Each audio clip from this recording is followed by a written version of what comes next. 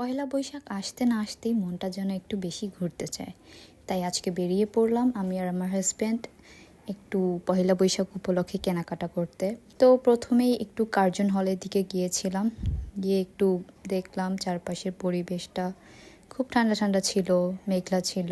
সপ্তাহে একদিন হলেও সবার ঘুরতে বের হওয়া উচিত। এরপর জুস খেয়ে নিলাম আমরা। তো একটু হালকা পাতলা একটু নাস্তা করে নিয়েছি বাইরে, স্ট্রিট ফুড। এরপর চলে এলাম শাহবাগে, যেখানে পহেলা বৈশাখ যেন রঙে রঙে জীবন্ত হয়ে উঠেছে। এখান থেকে নানান রকমের জিনিস কিনে আপনারা আপনাদের ঘরকে সাজসজ্জা দিয়ে অনেক সুন্দরভাবে সাজিয়ে তুলতে পারবেন। এই মাটির হাঁড়ি পাতিলগুলো দেখলেই মনে হয় আমাদের শিকড়, আমাদের গ্রাম সব কিছু এখানেই লুকিয়ে আছে। এগুলোর মাধ্যমে ঘরের কোনায় কোনায় একটু করে বাঙালিয়ানা ছড়িয়ে পড়ে।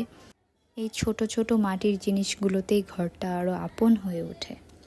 আর এই ঝাড়বাতি, এই লাইটগুলো আমাদের ঘরকে অনেক আলোকিত করে তোলে।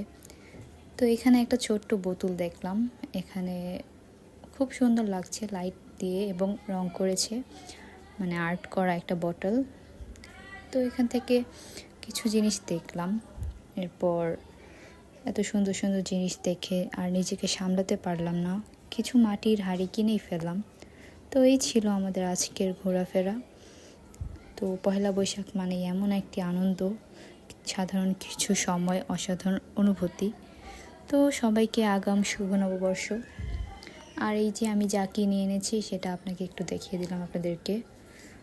আর হ্যাঁ, আমি একটু নতুন নতুন ভিডিও দেওয়ার চেষ্টা করছি, আমার ভুল ত্রুটি আপনারা ক্ষমার দৃষ্টিতে দেখবেন। আর ভিডিওটি ভালো লাগলে পাশে থাকবেন। বাই।